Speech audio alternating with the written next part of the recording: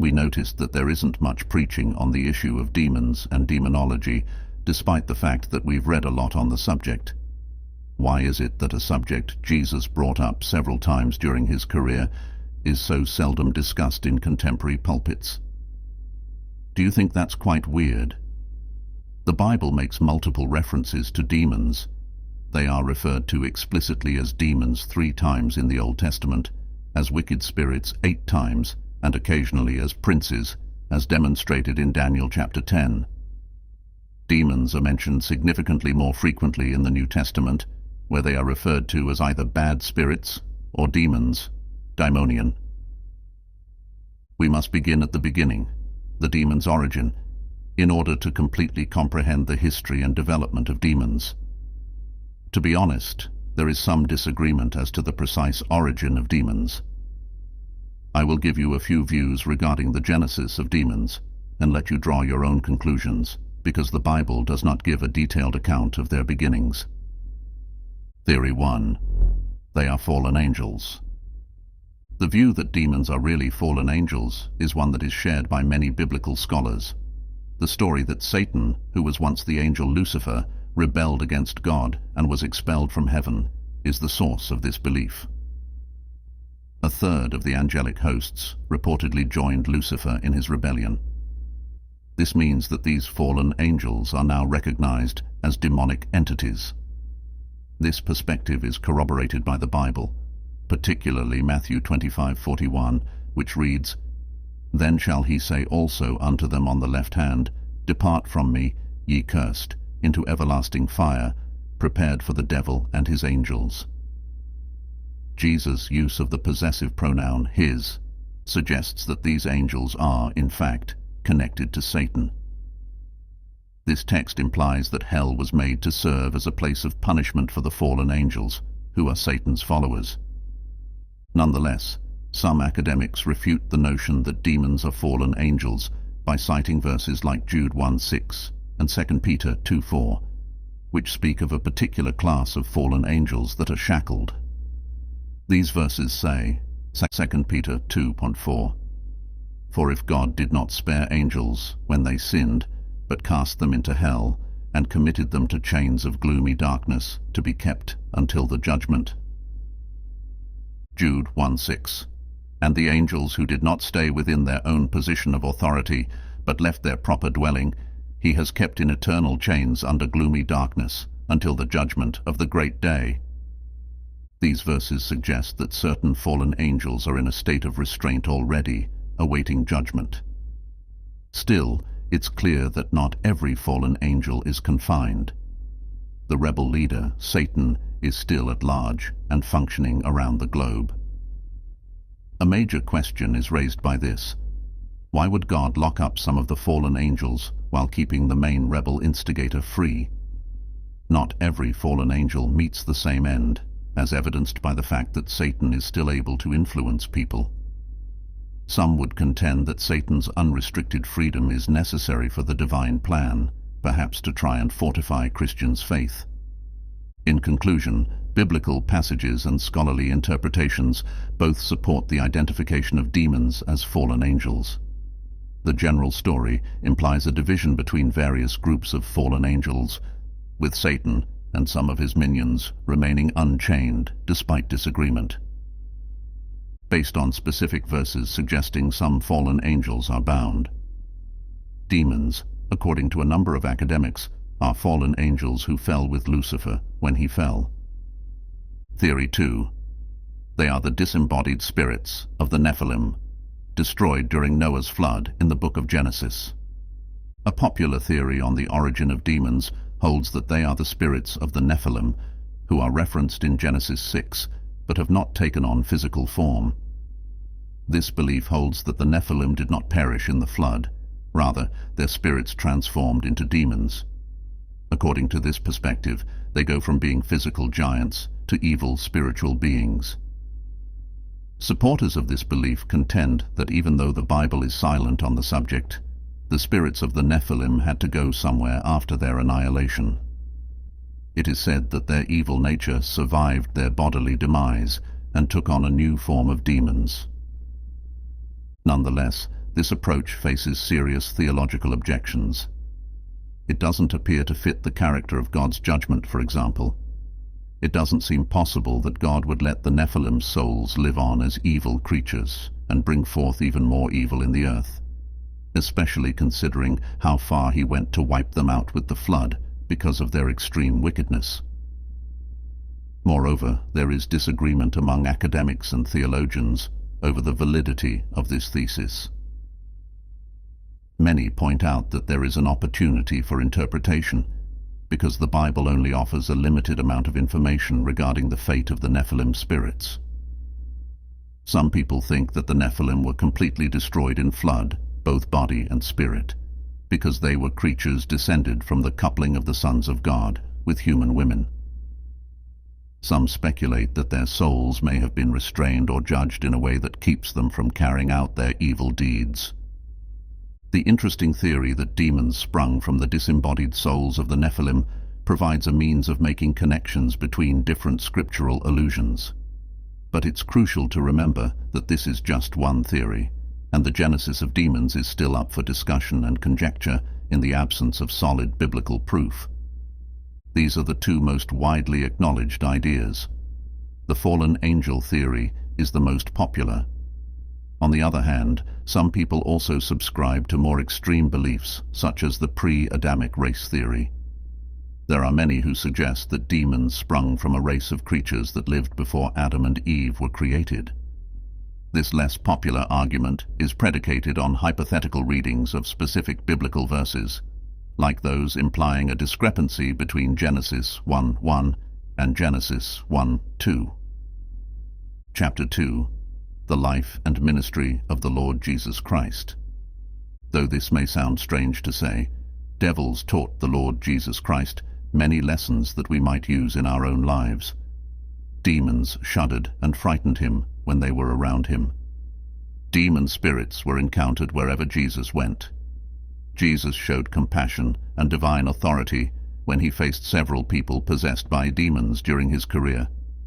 One of the most famous instances is the encounter in the Gerasenes region with the Gerasene demoniac. A man plagued by a host of demons was encountered by Jesus. The word legion designates a Roman military formation that might have as many as 6,000 troops, making it an important phrase. This emphasizes the extent of the man's suffering by suggesting that he might have been under the influence of thousands of demons. The devils recognized Jesus and pleaded with him not to cast them into anguish before their time. In a powerful demonstration, Jesus drove the devils out, letting them enter a herd of pigs that plunged into a lake and perished. This encounter demonstrates the incredible fact that one person may be possessed by so many demons, highlighting the possessed person's extreme suffering, as well as Jesus' enormous power to free him. The daughter of a Canaanite woman was the subject of another noteworthy meeting. In spite of obstacles rooted in culture and religion, the lady came to Jesus and begged him to save her daughter.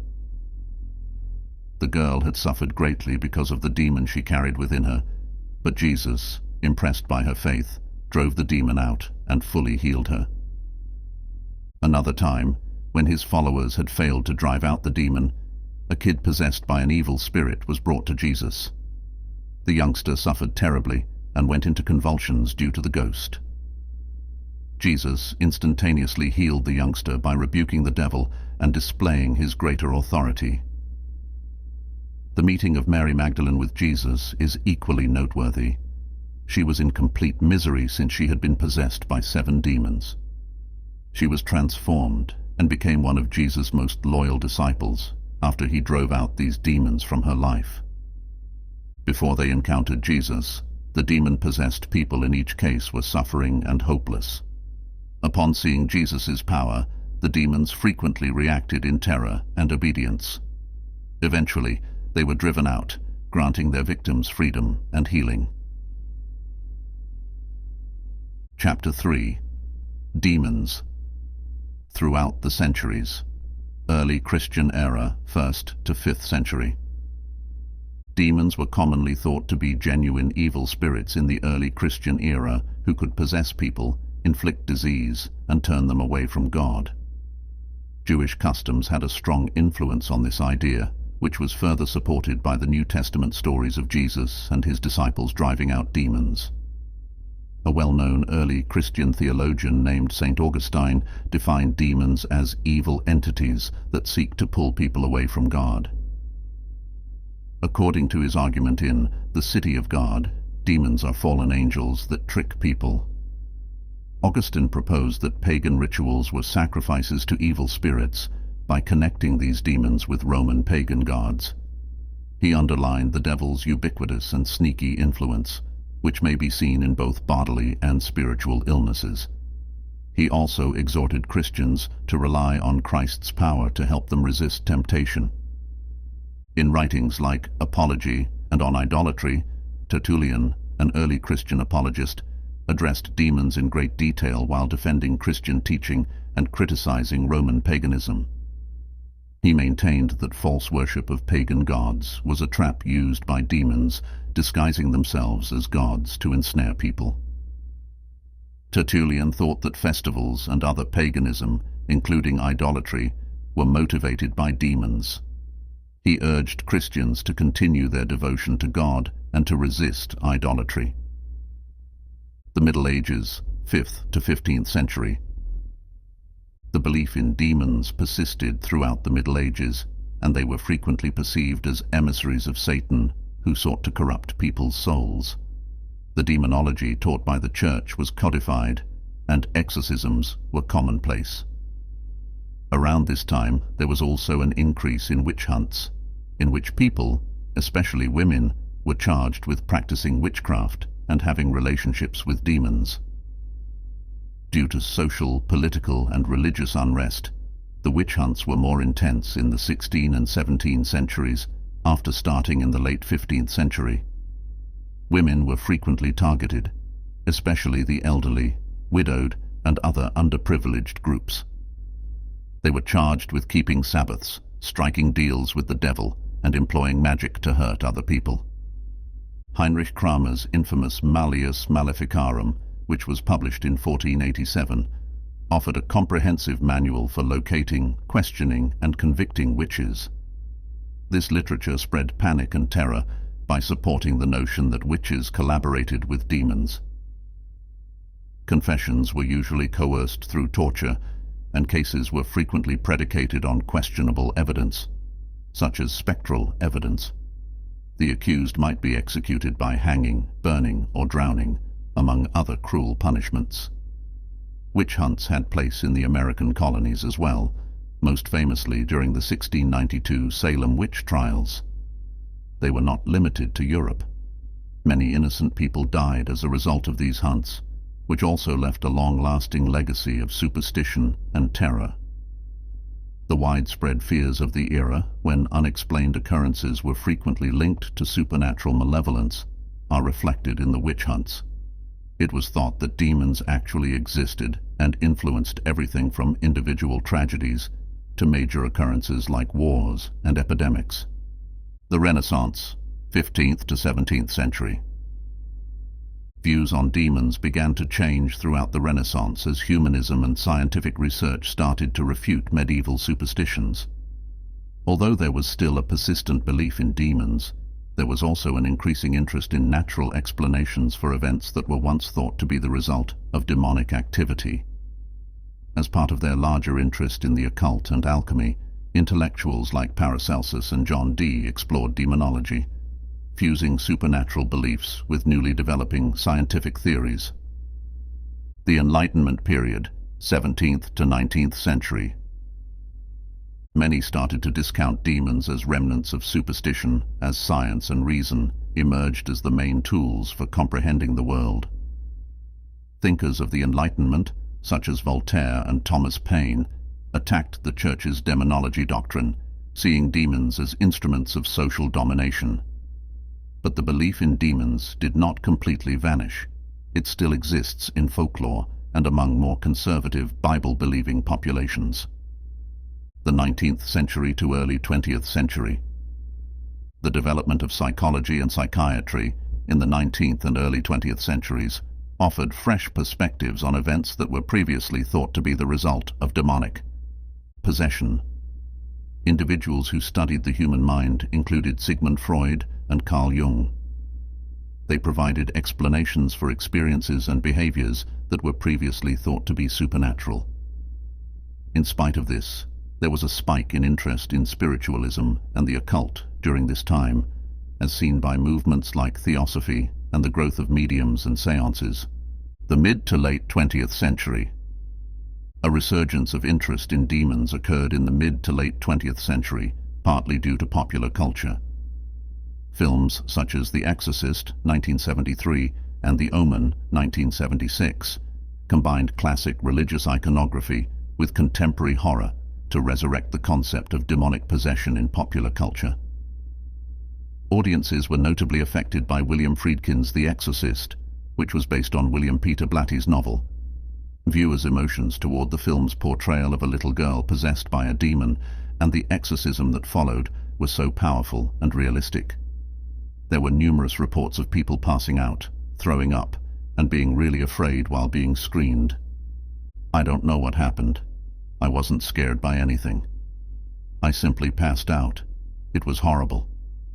I have had the most amazing experience watching this movie, especially with the folks who pass out and the strange reactions people have. There are a lot of individuals trembling and vomiting here. What truly surprises me, though, is how often individuals pass out. Really, I have never seen a movie when viewers pass out. It's difficult to make someone pass out, really. To help people who were overwhelmed by the terror on screen, paramedics were summoned to the theaters. Those who watched the film frequently reported psychological consequences like anxiety and nightmares. The debut of the movie coincided with an uptick in questions the Catholic Church received regarding exorcisms. The movie had an influence that went beyond first impressions. Discussions concerning the nature of evil, the strength of faith, and the veracity of demonic possession were sparked. In addition to its innovative special effects and narrative, The Exorcist became a horror film classic because of its ability to appeal to viewers' ingrained anxieties about the paranormal. Its influence continues to this day, impacting innumerable other motion pictures and eliciting passionate reactions from fresh audiences. I pull out the smelling salts the moment they pass out. We have two types. Either we have the little pellets, which I smash, and they come to, or we have a little bottle filled with smelling salts, which I unscrew and hold under their nose. Once they pass out, the majority of them never return to consciousness. Evangelical Christian movements, on the other hand, place a strong emphasis on spiritual warfare and preach that demons exist and are present in the world today. Popular books on spiritual deliverance and exorcism included those written by Derek Prince and Malachi Martin. Chapter 4. Demons in 2024. The general perception of demons has changed dramatically in 2024, reflecting broader cultural shifts toward consumerism and secularism. The fact that the great majority of people no longer think demons or the spirit world exist is depressing. This incredulity stems from a number of things. Secularization has accelerated during the last 2 decades, especially in Western countries. Demons are today frequently perceived as mythological figures or psychological projections, despite earlier being acknowledged as actual entities. Many individuals no longer think that devils exist in the modern world. These days, demons are viewed as no more genuine than vampires, Bigfoot, or the Loch Ness Monster, just made-up creatures. Our age, which even sings songs about devils, has this mentality. During my study, I came onto the song Demons by a well-known performer. I clicked on the video out of curiosity, and I was startled by what I saw. The vocalist had a demon-like appearance, and he or she acted devilish, climbing walls. Startled, I asked myself, do they realize they're glamorizing something so dangerous? Are they aware of the object of their flirtation? Are they even aware of the situation they are in? This view is a mirror of the world we live in today, when many believe devils to be just as real as fictional characters in books. Nonetheless, the Gospels consistently demonstrate that there were encounters with demons wherever Jesus Christ traveled. The fallacy that demons have vanished from the world is unfounded in the Bible. The fact is that there are actual, filthy, wicked spirits in the world in which we dwell. There are actual persons who are actually under the influence of a demon. One quotation reads, "The greatest trick the devil ever pulled was convincing the world that he does not exist." He has been able to function as the god of this universe because of this one method, working in the background while the majority of people are completely oblivious to his impact. Are you unable to see it? Take a look at the global situation. People no longer seem to use common sense. Evil is now considered good and good evil. The concepts of good and wrong have become warped. Society seeks to conceal the fact that demons exist and that their influence is greater than ever. Certain phenomena that still occur today cannot be explained away by ruling out the presence of the devil and demons. If we do, we expose ourselves to their influence and become incapable of identifying or intervening in the spiritual conflicts going on around us. Their hold on the world is only strengthened by this denial.